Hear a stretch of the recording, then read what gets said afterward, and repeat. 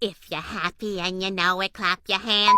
You. If you're happy and you know it, clap your hands. Eat shit. If you're happy and you know it, then your face will surely show it. If you're happy and you know it, clap your hands. Dumb. Okay, Cash for Clunkers. Remember that? Yeah, so Cash for Clunkers back in 2009 was hailed as one of the more promising programs by the government. You see, the government at the time had an incredibly troubling time trying to get people to buy stuff. I don't know, people didn't have no money because, of course, a housing crisis. But the real problem that happened is that Cash for Clunkers, or the Car Allowance Rebate System, was supposed to be designed as a 1-2 punch for people to not only get rid of their pollutant-emitting cars, but more importantly, to create some level of stimulus with new car purchases. In theory, Cash for Clunkers sounded like a great idea, but unfortunately in application, that's not exactly what happened. And in today's video, I kind of want to explore that. What's up, guys? My name is Chris, and welcome to The Breakdown, where we talk about everything cars, news, and reviews. If you're new to the channel, welcome. If you are not, welcome back. That intro never gets old. So Cash for Clunkers is pretty much a program that I wanted to talk about. I released a poll, which I release a poll pretty much every week. You guys this week chose Cash for Clunkers. Now, Cash for Clunkers, as it's colloquially known,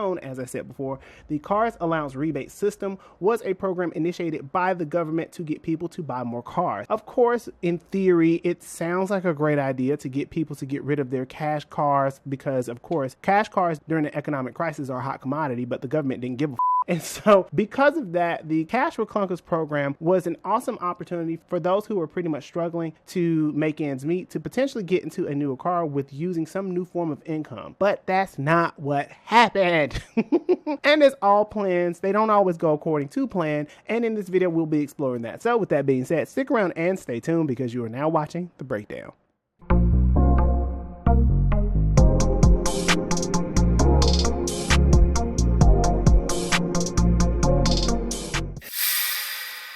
Alrighty, so a few housekeeping rules before I get started. In case you guys are curious, yes, I'm upping the videos a little bit more. I gotta pay bills. So because of that, I'm going to start allotting more content and more things that you want to see. So feel free to submit things that you want me to go over so that I can go check it out. But make sure that y'all watch it. The other thing is that I want to take a moment out to thank each and every one of you for all of your comments, likes, and engagement. It means the world to me. We're currently at 1,300 subscribers, and I celebrate every milestone over here. We goes platinum over here, baby.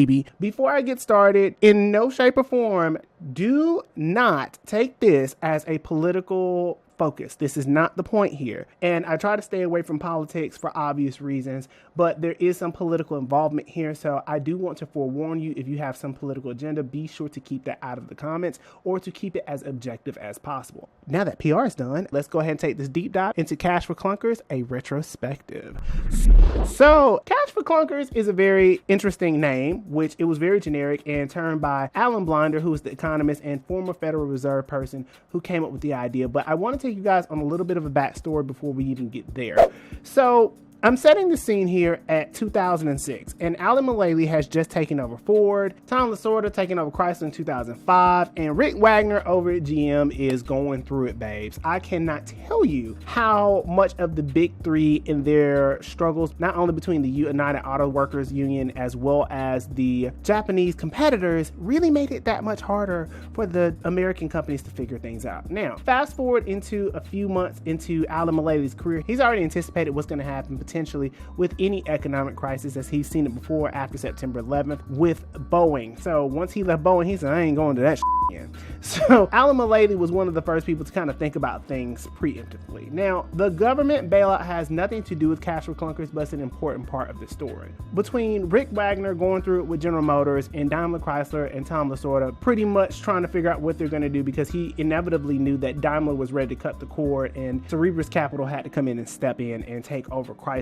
so that they would not completely bomb. Fast forward into 2008 and the economic crisis for everyone, the mortgage crisis, whatever you want to call it, we were all decimated. And so once the securities pretty much had flopped, a lot of credit lenders restricted a lot of their auto loans, and that in turn tanked auto sales. Simultaneously, during 2008, Obama comes in and he is elected president after George W. Bush and takes in towards 2009. I'm pretty sure by 2009, 2009 is absolute chaos because who wants to come in and run the whole country after a fucking crisis? But anyway, for the first few quarters, car sales are absolutely down and the economy needs to be stimulated. Something needs to happen. And because many banks weren't giving out loans like they were a few years prior, it was evident that the government was going to have some level of intervention. So the thought came from Alan Blinder, who was a former Fed Reserve person, as well as he was an economist, and he pretty much came up with the idea that in order to stimulate the economy, it needed to have more than one purpose. So by doing so, he created the proposal for essentially an economically friendly economy status, whatever you want to call that. And that would be Cash for Clunkers. Now, Cash for Clunkers is a very generic name that he coined, and in the article by the New York Times, he wanted to give an idea of what it would mean to give not only some level of income to lower income families, but more importantly, to create a more environmentally friendly space while simultaneously stimulating the car industry. If you don't know, whether it was a Honda, whether it was a Toyota, whether it was General Motors, whether it was Mercedes, everybody pretty much was down in terms of auto sales. As you know, pretty much many of the credit lenders at the time was like, we're not giving out no money, pack it up. This proposal was supposed to be much more than what they gave it credit for. And thinking about it, the idea was supposed to hit one too many targets at the same time. And I see how they got there, as it was a bit of ahead of its time. As Rick Wagner noted prior to leaving General Motors, that one of the biggest mistakes that General Motors made was not investing in enough hybrids as well as SUVs. Alan Blinder pretty much put it this way, that a lot of the pollution was coming from the older clunker cars, if you will, from between the 70s, 80s, and early 90s, particularly because of the emission standards. And as a result, if they were to be off the road, we could eliminate not only the CO2 levels, but more importantly, get some people to buy new cars. And the other thing was, it was supposed to be a government check distributed, because you had to sell the car to a certified scrapper so that you could get a check from the government, $4,500, depending on the type of car that you had. Now, in theory, all of this sounds great, and there are tons of analyses behind this concept, because many of the proposals that are pushed that make sense usually do hit multiple targets and are very well intentioned. As we know, that's not exactly what happened. So around June 2009, Obama signs into $1 billion, the CARS program, for many of these cars to be scrapped, disposed of, and got rid of. The total number of cars purchased under the program was 677,000 units. The problem is that when this program was initially created, it was created as a test project, because when Alan Blinder initially proposed this, it was supposed to be that many of these cars were supposed to be scrapped with intentions of giving the money onto the low-income families so that they could spend it elsewhere or use it towards a new trade in the car. That's not what happened. As soon as this went on the fucking radar, the people took to it, and the initial $1 billion was poof, it was gone. As a result, many of the people who wanted to get a part of this program didn't exactly get to participate. There were lots of people who gave into the idea of presenting your clunker for cash. I'm not gonna hold you. The idea of giving my paid off, my cash car for the sake of a tax credit of $4,500 to buy a brand new 3 to 4 times number car for the sake of more fuel efficiency does not make sense, especially when you have companies laying off people left and right. From a numerical standpoint, if you are a low-income family, there is a likelihood you can't afford a car note, and at that time, cars were being given away like candy because nobody was buying them. So in a functional state, it did work. Now, the program exceeded expectations, and that $1 billion ran out really quick. And so Obama had to end up extending another $2 billion towards the program. Now, as a rule of thumb, I want you guys to remember that this is also around the time, comparably, where the big three are asking for bailout money. So the auto industry was in shambles, babe. Shambles.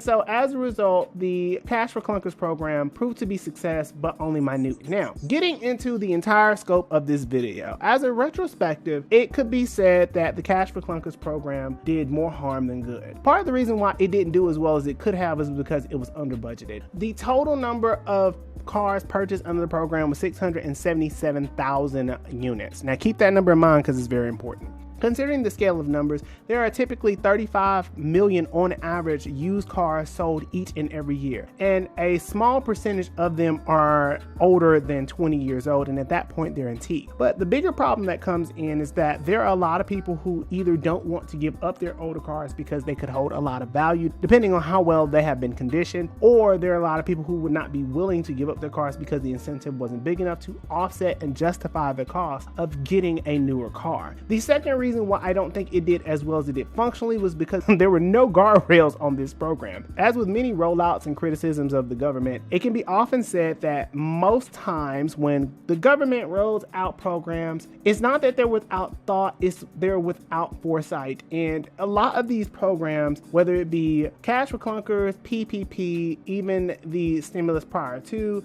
almost no type of guardrails to prevent any type of measure or any type of misallocation of funding. There was a lot of criticism around the Cash for Clunkers program because there was enough money, but more so from the dealerships. Any expenditures from the government equals blame for the car dealerships. I really took it back to 2004 with blame, but that's besides the point.